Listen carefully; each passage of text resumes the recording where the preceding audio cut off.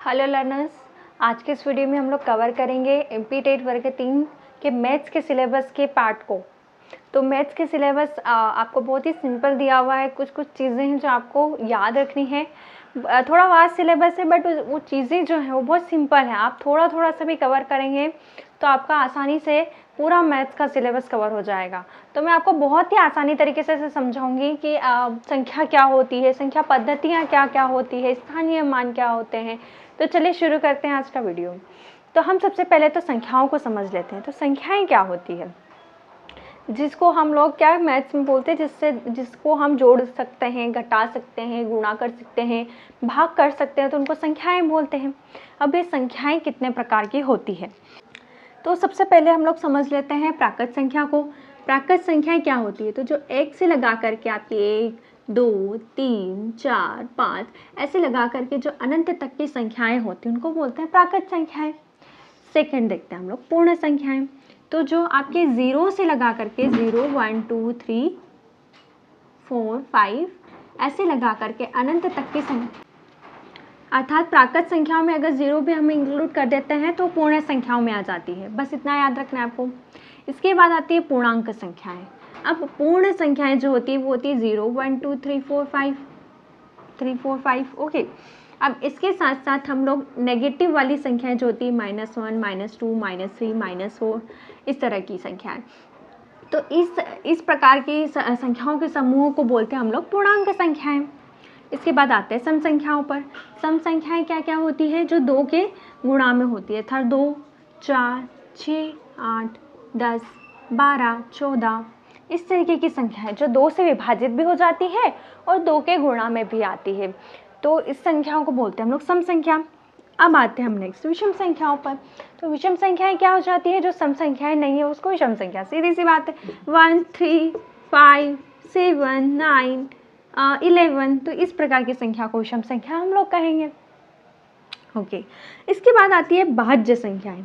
भाज्य संख्याएं उन संख्याओं को कहते हैं जिसके लास्ट में जो है ऐसे अंक उपस्थित हो, ऐसी संख्याएं जिसमें कैसी संख्याएं उपस्थित हो, जो कि पूर्ण रूप से विभाजित हो सके, है ना। कोई भी भिन्न या फिर हमको दशमलव में संख्या प्राप्त नहीं हो, तो इस प्रकार की संख्या को हम लोग भाज्य संख्या कहते हैं। जैसे हम एग्जाम्पल ले लेते हैं 4 को हम लोग 2 से डिवाइड करते हैं तो हमको पुनः 2 मिल जाता है। तो क्या कोई दशमलव में हमको संख्या प्राप्त हुई? नहीं। कोई हमको क्या भिन्न संख्या प्राप्त हुई? तो नहीं। ठीक है, अब 5 देख लेते हैं। अगर 5 को हम लोग 2 से डिवाइड करते हैं तो इस स्थिति में क्या हो जाएगा, इस स्थिति में हमको 2, 2 दूनी 4, 2 पंजा 10 मीन्स 2.5 हमको मिल रहा है। तो क्या ये पूर्ण संख्या है? नहीं है, इसलिए ये भाज्य संख्या नहीं कही जाती है। आगे समझ में। अब भाज्य संख्या, इसका विपरीत कर दो, जो विभाजित नहीं होती है किसी से भी। जैसे हो गया आपका 3 क्या किसी भी संख्या के से विभाजित हो सकता है? 3 क्या किसके पहाड़े में आता है? क्या किसके टेबल में आता है? क्या नहीं आता है, इसलिए 3 अभाज्य संख्या हो गई। 7 अभाज्य संख्या में आता है, 11 आता है, 13 आता है, 17 आता है, 19 आता है ना। ऐसी ये अभाज्य संख्याएं हो गई आपकी। अब आ जाते हैं हम लोग परिमेय संख्या पर। तो परिमेय संख्या किसको कहते हैं, जिन संख्याओं को हम p/q के रूप में लिख सकते हैं।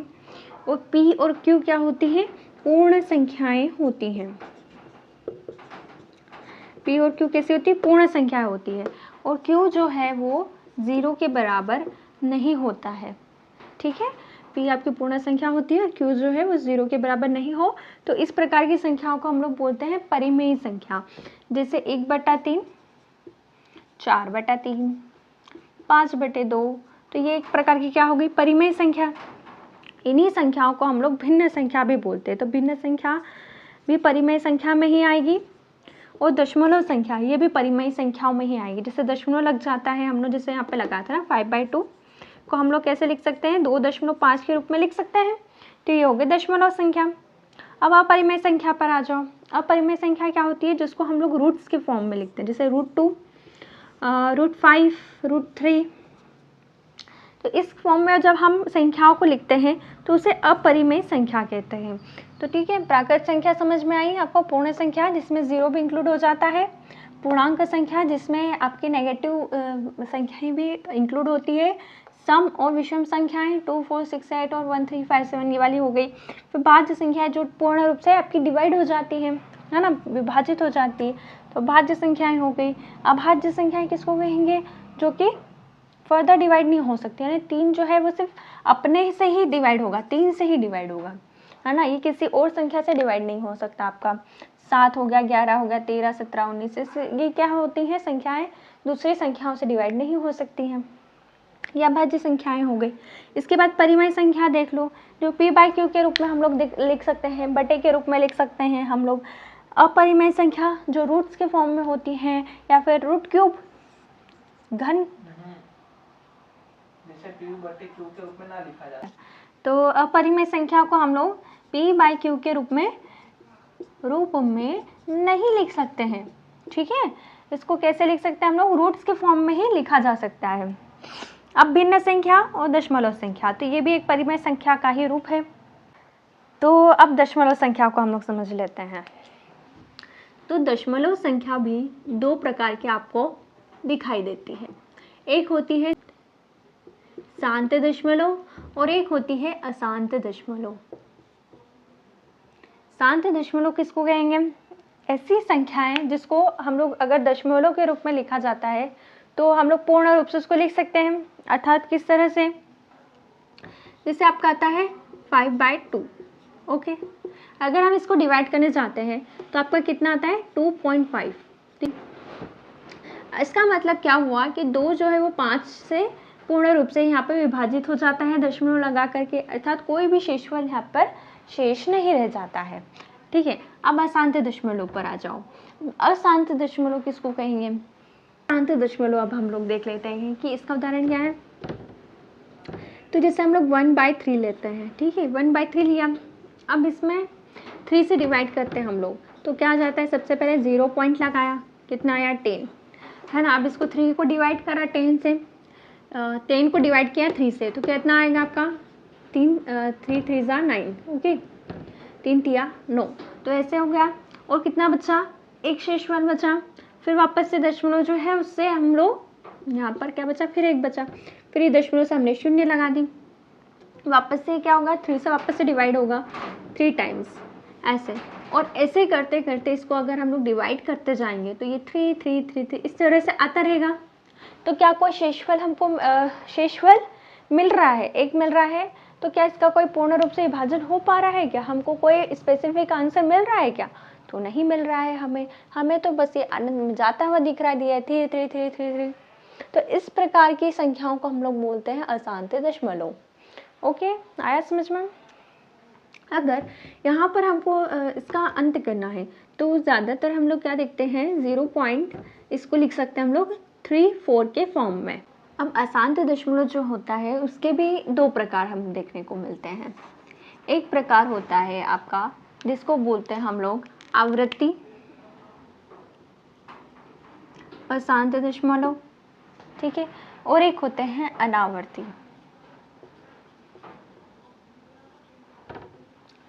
आवर्ती और अनावर्ती में अंतर ये है, आवर्ती में हम लोग ये जनरली देखते हैं कि जैसे 0.333 है ना, तो ये पैटर्न क्या हो रहा है आपका? एक ही संख्या बार बार क्या हो रही है? आपकी रिपीट हो रही है ना। या फिर जैसे आ जाता है आपका 0.123 123 123 ऐसे ही आ रहा है बार है ना। तो ये वाला पैटर्न भी क्या हो रहा है? बार रिपीट हो रहा है। तो इस प्रकार के दशमलव जब हमको मिलते हैं तो उसको बोलते हैं हम लोग आवर्ती अशांत दशमलव। इसके बाद अनावर्ती देख लेते हैं। अनावर्ती में ज़्यादातर पाई का मान हम लोग देखते हैं एग्जाम्पल्स में, जिसका मान होता है 22/7। अगर 22 को 7 से डिवाइड किया जाता है तो हमको आंसर में मिलता है 3.143, इस तरह से मिलता है। एंड आगे भी हमको कई संख्याएं देखने को मिलती हैं। तो इस प्रकार के इस पैटर्न में हमको क्या बार बार एक ही संख्या का रिपीटेशन देखने को मिल रहा है? क्या बार बार वही संख्याएं आ रही है कि क्या बार बार वही पैटर्न देखने को मिल रहा है? तो नहीं, दशमलव के बाद हमको अलग अलग संख्याएं देखने को मिल रही है। तो इस प्रकार के दशमलव उसको हम लोग बोलते हैं अनावर्ती अशांत दशमलव। ओके, इतना आया समझ में? अब आगे बढ़ते हैं हम। अगर हमको दशमलव संख्या को जोड़ना हो, घटाना हो, गुणा भाग इस प्रकार से करना होता है तो उस केस में हम क्या करते हैं, जैसे कोई संख्या है 325.17 और एक संख्या है आपकी 3.98, ऐसी करके कोई सी संख्या है। अगर यहाँ पर जोड़ का निशान आपका लगा देते हैं ना, कि जोड़ना है, गुणा करना है, भाग करना है ना, तो जोड़ना है अगर इसको, तो इसको हम लोग इसमें किस तरह से जोड़ेंगे, तो जो 325.17 है इसमें हम लोग दशमलव जहाँ पर लगा हुआ है वहाँ से ही हम लोग इसको इस तरह से लिखना शुरू कर देते हैं। 3.98 मीन्स जहाँ पर दशमलव लगा है उसके पहले की संख्या है और यहाँ पर जो दशमलव लगा है उसके पहले की संख्या है, ये दोनों नीचे आनी चाहिए। दशमलव के बाद की संख्याएं एक दूसरे के नीचे आनी चाहिए। अब अगर इसको जोड़ेंगे हम लोग तो आपका जो आंसर है वो यहाँ पर निकल आता है। तो इस तरह से इसका जोड़ भी किया जाता है। और अगर घटाव का चिन्ह आ जाता है, यहाँ पर घटाना हो अगर हमको संख्या को, तो इसी तरह से घटाया भी जाता है। पर वहीं पर अगर हम लोगों को गुणा करना है, जैसे हमको गुणा करना है 1 यहाँ पर लिख देना पड़ेगा,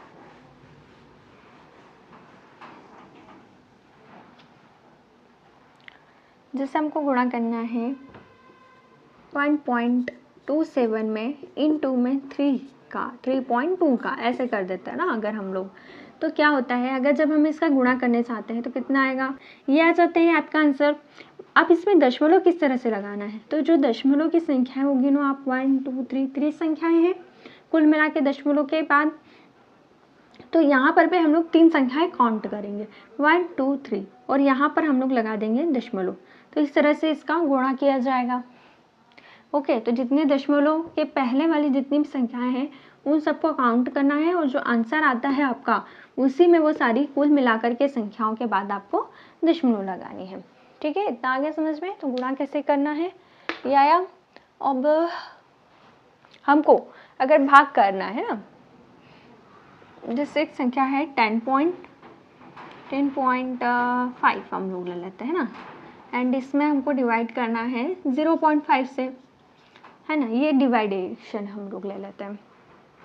अब क्या होता है कि ये दशमलव जो है इस दशमलव से हट जाती है। ये कैसे हुआ, दशमलव के बाद भी एक संख्या है और यहाँ पर भी दशमलव के बाद एक संख्या है, तो हम लोग क्या करेंगे, दशमलव से दशमलव हटा देते हैं और आपका बच जाता है 105/5, जिसको हम लोग डिवाइड कर देते हैं, आ जाता है 21। इस तरह से तो आसान हो गया।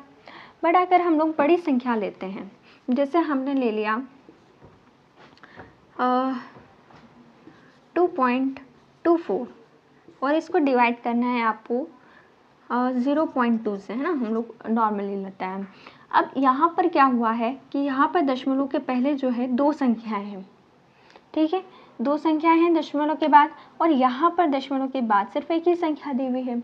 तो अगर दशमलव के बाद 2 संख्याएं हैं, तो आप जब दशमलव से दशमलव हटाया जाता है तब जो ये 2 संख्या है, तो यहाँ पर भी हम लोग 1 और ये 2 संख्या था 0 लगा देते हैं और फिर इसको डिवाइड करना शुरू करते हैं। तो जब हम इसको 2 to 4 बाय में 20 इस तरह से लिखते हैं और फिर इसको डिवाइड करके हमारा आंसर निकालते हैं।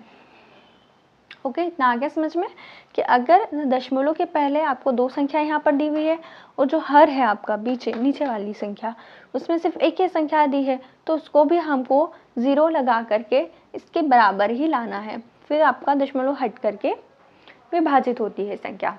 ठीक है, इतना आया समझ में। ये तो हो गए दशमलव के जोड़ घटाव गुणा भाग, मैंने आपको समझा दिए। अब परिमेय संख्याओं के हम लोग देखते हैं। तो जो परिमेय संख्या होती है, जैसे हो गया आपका 3/4, है ना, 5/2, और आपका क्वेश्चन आ जाता है कि इसको जोड़िए, ठीक है, प्लस करना है हमको। तो अब यहाँ पर के आप क्या करोगे, इसके गुणनखंड निकालोगे, है ना। और आप इसमें क्या दिखा देखते हो, जो आपका जो हर है, ये अंश है और ये हर है, तो जो आपका हर है ये कैसा होना चाहिए, समान होना चाहिए, है ना। तो अगर 3/4 यहाँ पर है और 5/2 है, ठीक है, तो अंश में क्या है, 4 और 2 है, तो इसका हम लोग गुणनखंड निकाल लेते हैं कि कितना आता है 4 और 2 का।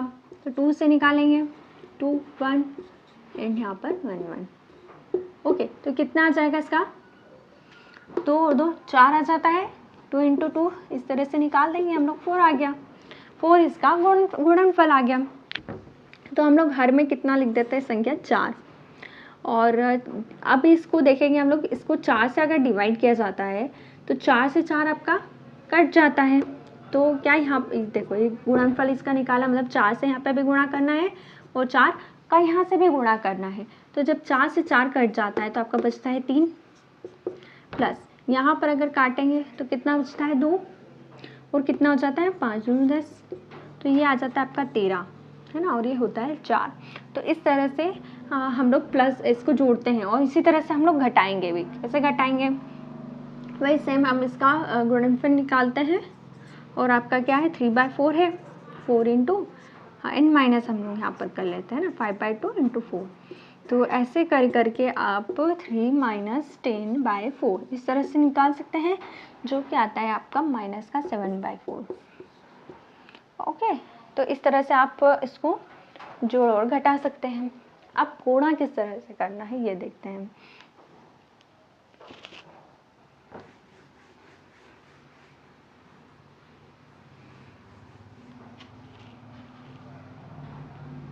अगर 3/4 5/2 का हमको मल्टीप्लिकेशन दे दिया जाता है तो इस केस में हम लोग 5 इंटू 3 करेंगे, 3 इंटू 5 कर देंगे, और बाय में 4 इंटू 2 कर देंगे। तो कितना आ जाएगा आपका 5 इंटू 3 इज 15, और 4 और 2 8 हो जाएंगे आपके। तो ये आपका आंसर निकल जाएगा। अब वहाँ पर ये अगर भागित आ जाता है, अर्थात आपका जाता है 4/2 भागित 10/5, ये आ जाता है अगर आपका। तो इस केस में क्या करेंगे हम लोग, भाग करेंगे। कैसे करेंगे? 4/2/3/5 इस तरह से लिखेंगे। ये चौथी संख्या है, चौथी संख्या ऊपर जाएगी, क्या कहलाएगी 4/2 इंटू 5/10 इस तरह से हो जाएगी, है ना। 4/2 इंटू 10/4 है, 5 है, तो 1 2 3 4 फोर्थ वाली संख्या कहाँ जाएगी? ऊपर जाएगी। और ये कैसे हो जाएगा? उल्टा हो जाएगा ना, 5/10 हो जाएगा 10/5 की जगह पर। इस तरह से ये होगा, है ना। और यहाँ पर क्या आ जाएगा? गुणा का चिन्ह आ जाएगा। इतना आया समझ में?